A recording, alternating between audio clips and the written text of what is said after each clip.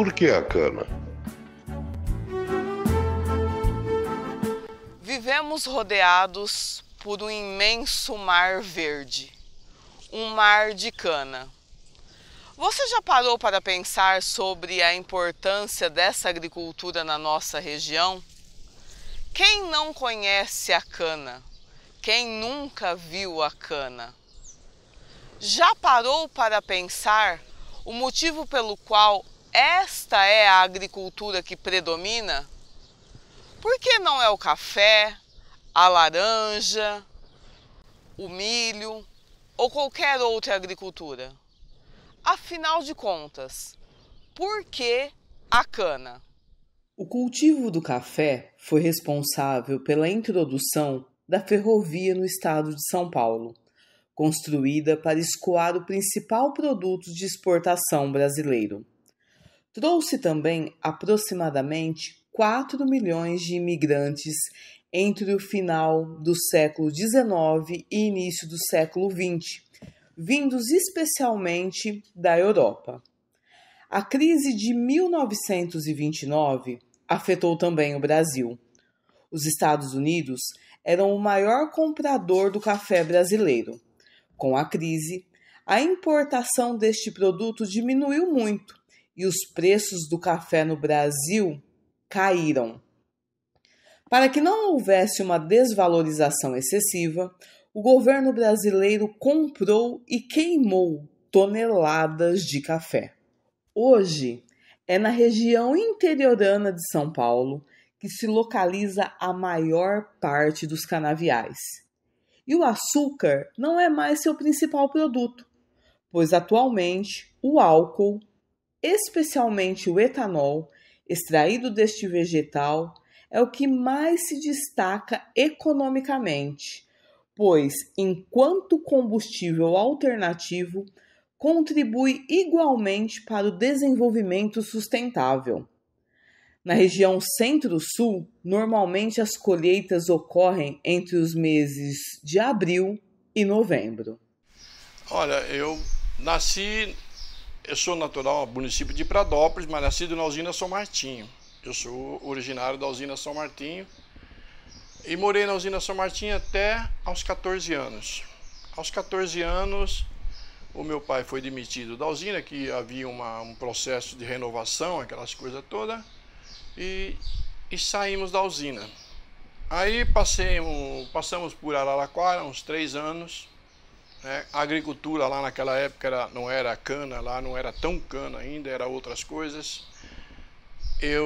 Aí fomos trabalhar com laranja, lá pro lado de Araraquara, passamos 3 anos mais ou menos por lá. Chegando, a minha história em Guariba com cana mesmo começa por volta no fim de 67 para 68, quando eu cheguei em Guariba. Aí naquela época, rapaz novo, com 17 anos, não tinha profissão, não tinha trabalhado.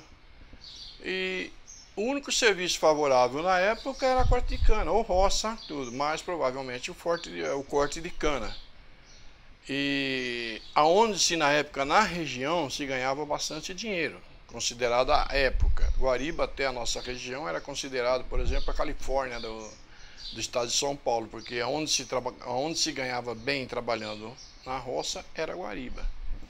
Então daí começou. Entrei na roça cortando cana aos 17 anos. Aí entra a história de eu cheguei aqui e encontrei uma pessoa muito boa, que me acolheu, apesar de eu começo a gaguejar. Chamava-se o senhor Sebastião Bandeira. E não é difícil falar, apesar de eu não ter habilidade em trabalhar na cana,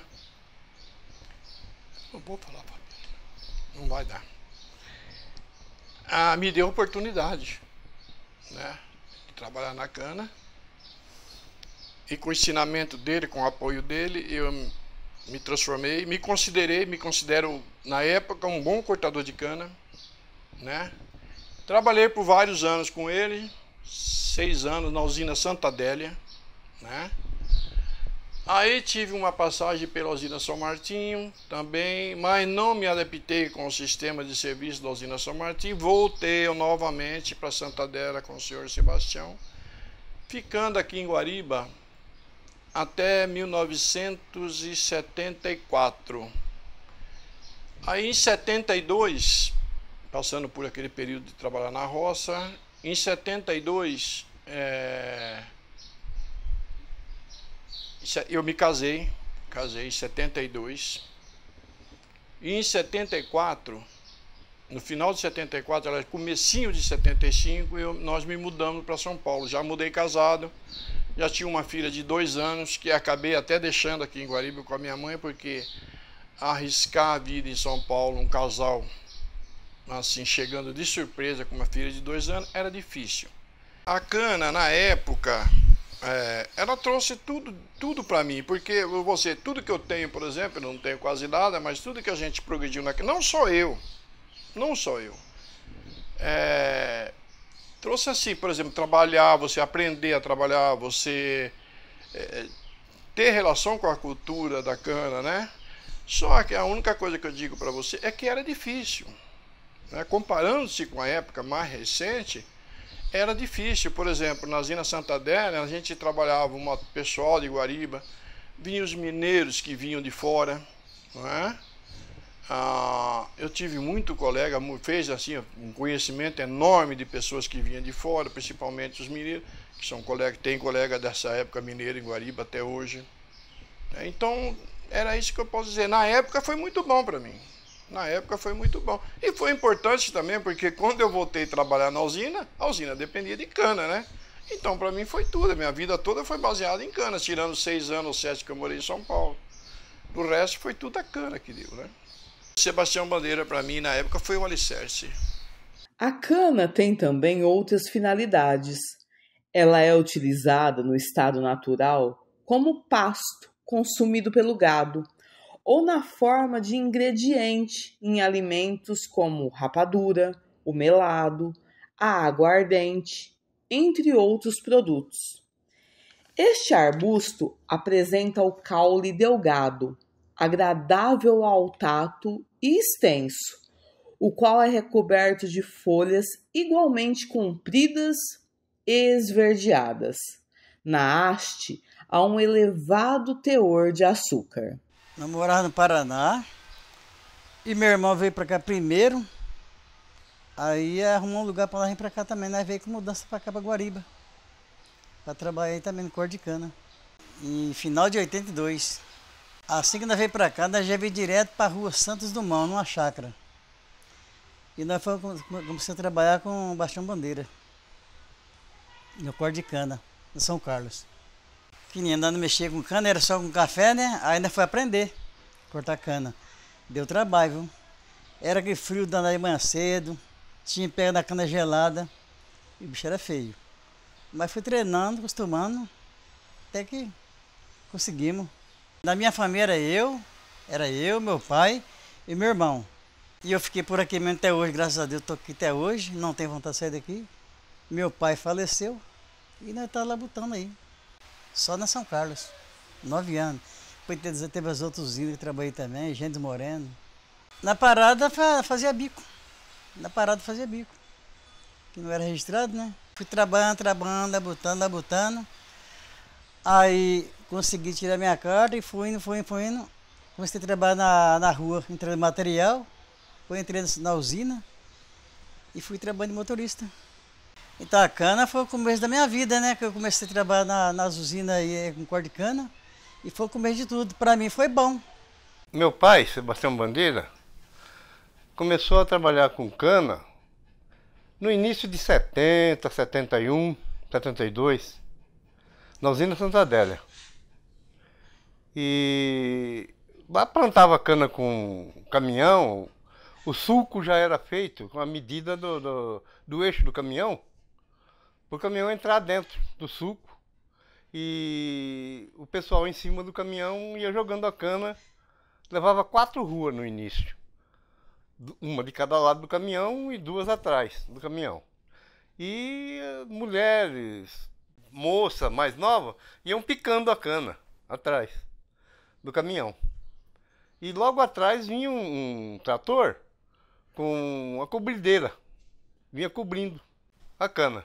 Para 72, mais ou menos, meu pai montou firma de mão de obra e mandava trazer gente de Minas, porque aqui paulista não era pouco, não era o suficiente para cortar a cana, o suficiente para a usina moer.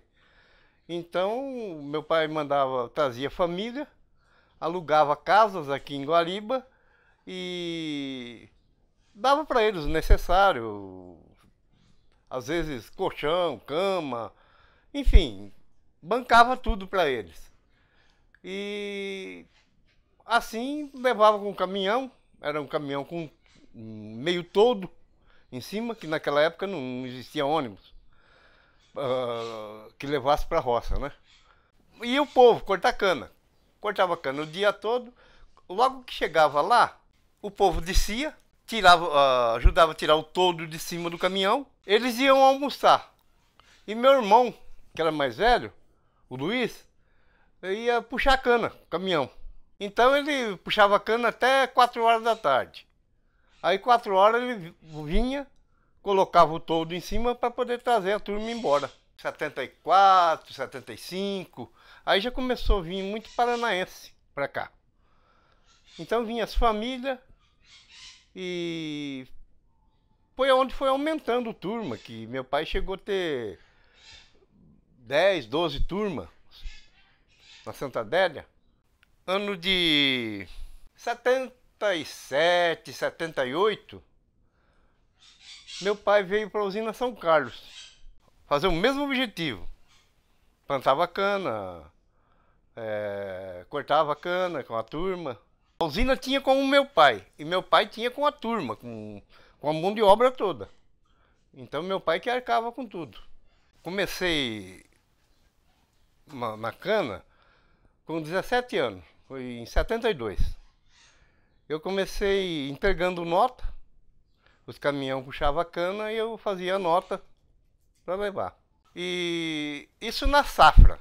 Na antissafra, então como eu não tinha função certa, eu cortava muda, faltava alguém para plantar, para picar cana, eu ia picar cana. Faltava tratorista para tocar, às vezes era trator que plantava, então faltava tratorista, pegava o trator, então eu não tinha o serviço certo. Isso até 73, meados de 73. Aí eu me habilitei, comecei a transportar a cana. Meu irmão mudou, eu assumi o caminhão do meu pai e eu transportava a cana. Isso até 76, eu me casei na usina Santa Adélia, aí vim para a usina São Carlos, vim ser motorista na usina São Carlos. E trabalhei aproximadamente 28 anos na usina até aposentar.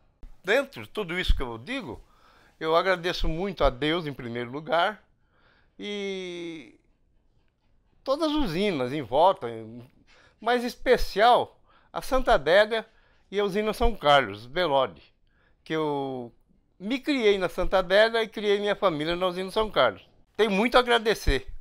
O cultivo da cana-de-açúcar é um dos mais significativos nas regiões de clima tropical, pois além dos produtos que gera, economicamente importantes, ele também oferece diretamente milhares de empregos, apesar de gerar uma alta convergência de renda. A área que mais produz esta planta no Brasil é a de Ribeirão Preto. O solo, não somente da cana, como em qualquer solo hoje, ele precisa ser analisado para que você possa identificar quais são os nutrientes que você tem que dar para o solo para ele responder em qualquer cultura, tá? Esse é o primeiro passo, tá? Então você tem que fazer todas as correções necessárias para que você tenha uma produção aquilo que você estima, né? Planeja que tenha. Esse é o primeiro passo. A partir daí, você vai fazer o preparo, que você me comentou como que se prepara. Você vai fazer o preparo de solo, por exemplo, como aqui a nossa região basicamente é cana-de-açúcar e entra no intervalo de renovação de canavial, entra o amendoim e a soja também, tá? Então a gente costuma falar que é um casamento perfeito com a cana, com os dois cereais que domina aqui na região, que seria amendoim e soja. Cada um tem seu preparo específico, né? Como a cana ela é uma cultura que tem um tráfego muito intenso em cima, é máquina pesada e tudo mais, isso exige que você tenha, você trabalhe com máquinas pesadas, máquinas potentes, porque você tem que romper o solo, você tem que descompactar todo aquele solo para que a planta tenha um desenvolvimento normal. Isso não quer dizer que para o amendoim e para a soja não precisa, mas você faz, mas talvez não com tanta agressividade no sentido de operação, para que a cultura venha responder durante o ciclo. Então, resumindo, é isso aí. O preparo de solo é um preparo onde você vai descompactar, você vai acabar com toda aquela matéria que tem por cima e deixar o solo apto a receber a cultura ou cana, ou que seja o amendoim que eu comentei, ou soja. Toda cana que você planta a cana que na verdade você precisa ter no mínimo 5 cortes. Ou seja, você planta para você ter 5, 6 anos ali. De repente, dependendo da produtividade do último ano que você vai colhendo, de repente você tem cana que dá 9, dá 10, dá 11, dá 12 cortes. Isso é uma análise que a gente faz a cada ano, tá? Então, hoje, como regra, é difícil você arrancar um canavial com menos de 5 cortes, tá? Então é de 5 para frente, 5, 6, 7, 8 e assim vai, tá? Variedades de cana, ela pode até interferir nessa definição sua, mas não é ela que diz que você tem que fazer 1 ou 2 ou 3 ou 4 ou 5 ou 6 cortes, tá? Isso economicamente, você tem que, quanto mais cortes você vai dar na cana, economicamente você tem um resultado melhor. Se você arrancar uma cana, se plantar uma cana e arrancar com 3, 4 cortes, fatalmente você vai ter um prejuízo. Na verdade, a gente tem que agradecer a cana. Agradecer a cana. E se não fosse a cana? Por quê? Porque a cana, ela te dá, economicamente, ela te dá o etanol, ela te dá o açúcar, ela te dá a levedura para criação de animal, ela te dá o etanol de segunda geração hoje, que está aí sendo já não desenvolvido, mas aprovado pela Raízen, tá? Então, economicamente, ela te dá isso. E além disso daí, a cana dá para o próprio solo a matéria orgânica, que vem da palha, que fica lá. Ela dá a vinhaça, que ela é rica em potássio. Ela dá a torta de filtro, que é rica em fósforo. Então ela dá tudo aquilo que eu te falei e ela produz seu próprio adubo. É claro que você tem que complementar com adubo químico, mas ela ao contrário, à medida que você planta cana e você faz todo aquele trabalho dos restilos que a gente fala, que sai da cana, você devolver para o solo, que hoje é uma prática que todas as usinas faz, tá? Ao contrário, em vez de você enfraquecer o solo, é o contrário, você está fortalecendo o solo, você está dando condições para ele produzir mais e mais. A cana, para mim, é solução. O estado de São Paulo, que lidera a produção no país, respondeu por 54,1% da quantidade produzida na safra 2020-2021 e foi responsável pela produção de 48,4% de etanol, 14,3 bilhões de litros e 63,2% do açúcar, 26 milhões de toneladas. São Paulo é o maior produtor de cana-de-açúcar do país, com 383,4 milhões de toneladas na safra 2023-2024. Outro ponto importante neste desenvolvimento do setor sucro-alcooleiro foi o Proálcool, Programa Nacional do Álcool, que durou de 1975 a 1989, que incentivou o uso do álcool anidro como aditivo à gasolina. Surgiram destilarias e usinas para o beneficiamento da cana e o setor se capitalizou. Estima-se que há, atualmente, 58 usinas produtoras de açúcar e álcool na região, que vendem para o mercado interno e externo. Qual a influência da cana na sua vida? Você já trabalhou na indústria canavieira? Certamente, se não trabalhou, conhece alguém que criou os seus filhos, netos, bisnetos, graças ao cultivo da cana-de-açúcar. Agora, você já sabe por que a cana.